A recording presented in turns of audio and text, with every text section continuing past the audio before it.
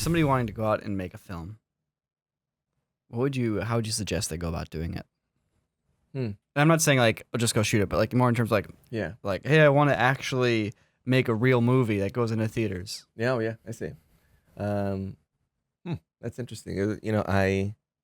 I can't say do YouTube because my producers didn't know that I had a YouTube channel until I was in Iceland Really? making the film. Yeah. They were like, they came up to me and they said, "What's this magic guitar thing that you have on Twitter?"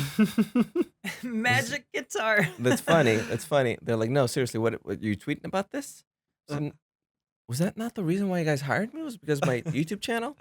They're like, "No, we hired you because you sent us a link to a good short film." I was like, "Oh, well, shoot. This like changes everything." Okay, I got this by merit. Okay, great. Wait, how much did the YouTube thing help if at all, outside of Zero. like just your experience of it? Zero. Yeah. It didn't help at all. I mean, it's helping a lot with marketing the film for sure. I put up a teaser that got like almost 1 million views on my YouTube channel, and like a lot of articles that have come out about it. It's like YouTuber turns filmmaker turns theatrical, blah blah blah. So it's helped with the marketing for sure, but zero with getting the actual film.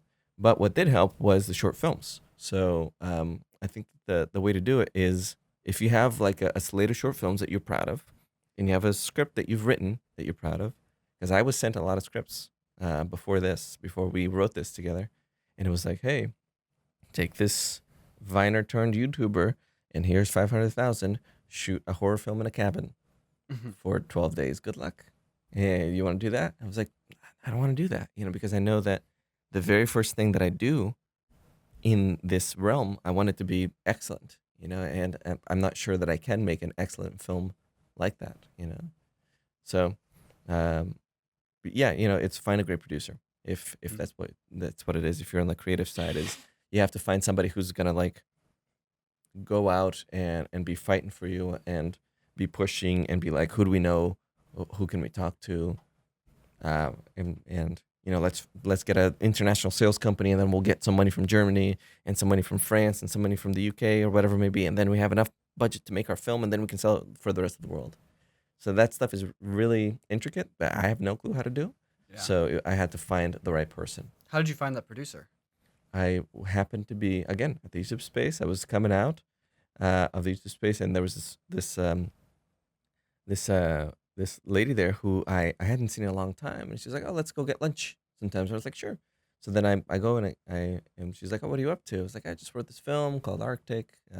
I just switched it." I was like, "I think I want to shoot it in Iceland. I've been looking at pictures of it." And she's like, "Oh, Iceland. I think I know a producer who is actually going to Iceland tomorrow. You should meet with him." So then that night we had dinner, and I gave him the script, and he read the script on the way to Iceland, and then in Iceland found our production company in Iceland that day. Wow. Yeah, it was like it all came together really fast. Wow. Yeah. Seems like the fates smiled upon you a little bit. It was like it's scary the number of coincidences that were necessary for this film to get produced. Like, I just happened to be coming out. The guy just happened to be going to Iceland. Mads just happened to know somebody who knew somebody. And Just happened to have not accepted the the YouTube job just thing, yet. Right? I had written the email, and I wanted my wife to read it before I sent it. Like, that was the thing. Was the thing holding That was you the back thing from holding it sending back. it? Yeah. It was insane. It was like this crazy amount of coincidences just to get to what. And then Mads just happened to have done 2 huge films and was looking for something little. He called it rock and roll filmmaking. He wanted to do a rock and roll film, just like his Pusher days.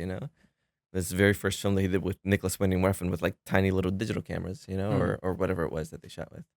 So it was this insane amount of coincidences. And so how do you do it? I just get really fucking lucky.